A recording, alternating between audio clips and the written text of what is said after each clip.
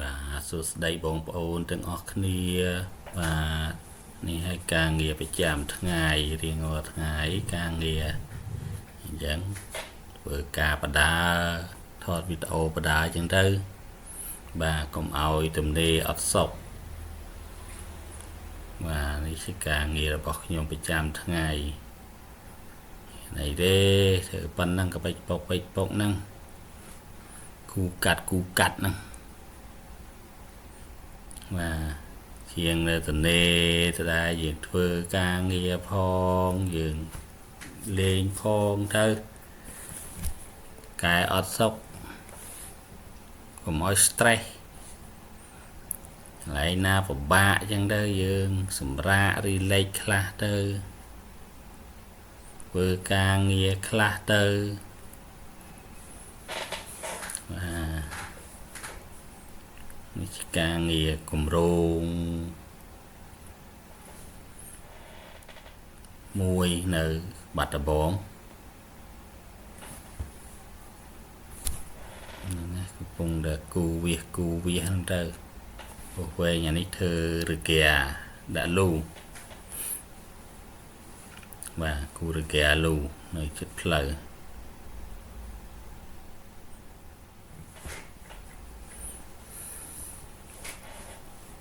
ជាងអត់សុកទៅគេតែនេះទៅថតវីដេអូអីបដាអញ្ចឹងទៅបាទឬកាលូ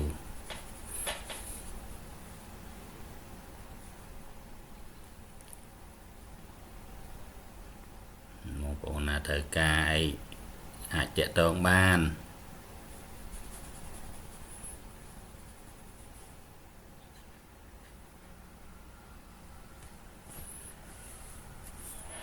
តាមពិតទៅវីដេអូនេះខ្ញុំថតដើម្បីទុកជាឯកសារសម្រាប់ថ្ងៃក្រោយទេជាងទៅក៏ថតហើយក៏សាកលបងកាត់តប្រហោះឲ្យបងប្អូនមើលខ្លះទៅ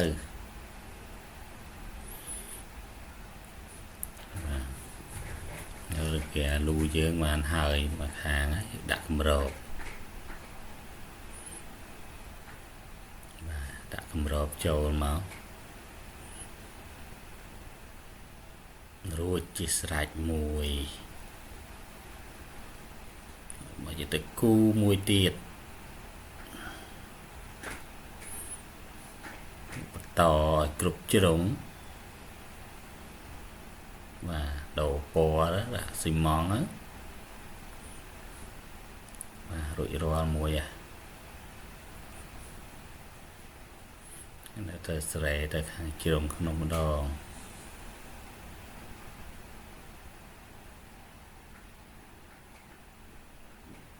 បាទសងខាងរួចរាល់ហើយ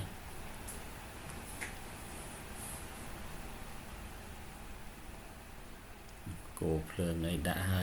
យនៅថា design លូតង់ទៀតទេរួចរាល់ហើយបាទកន្លែងនេះវិញជីងថ្លឹងហ្នឹង office គូហើយតែអត់ទាន់យកមកដាក់បាទចាប់មកជ្រុំគ្នាម្ដងទាញម៉ែត្រទាញអីតន់ត្រូវមក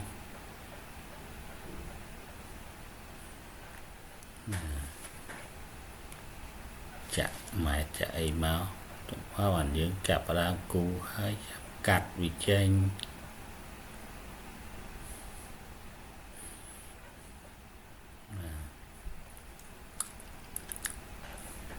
ម្រងនេះចិត្តហើយ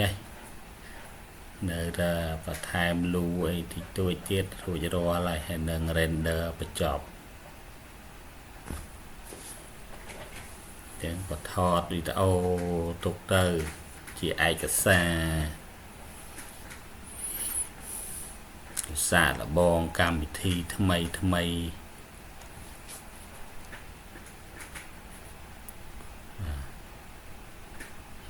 គូទាញម៉ែត្រទាញអីហើយយើងរុញចុះទៅជំរឿ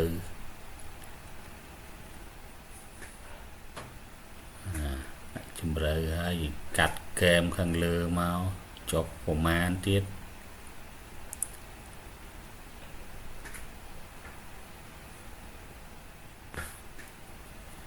បាទគម្រោងនេះ30ហិកតា37ហិកតាគម្រោងយើងធ្វើជារោងម៉ាស៊ីនកិនស្រូវជាឃ្លាំងឡសម្ងួតបាទយើងនៅតុបតែងដើមឈើអីទៀតគូនេះហើយទៅចេញរៀងរើហើយចាំទៅតុបតែងដើមឈើ render បញ្ចប់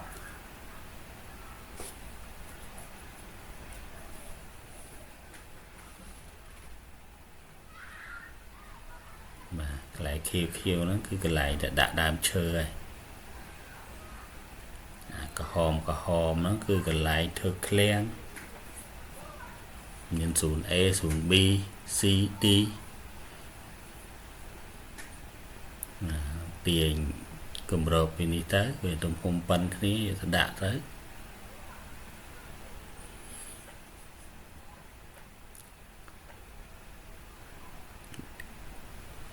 ចូលមកផ្លឹបត្រូវល្មមបាទផ្លូវនេះ15ម៉ែត្រចូលទៅនេះផុតពី15ចូលទៅ12អូទឹកមិនក៏ទៅជាពណ៌ហ្នឹងអស់ទៅបាទដូរពណ៌ទឹកបន្តិចចាក់ទៅដោយ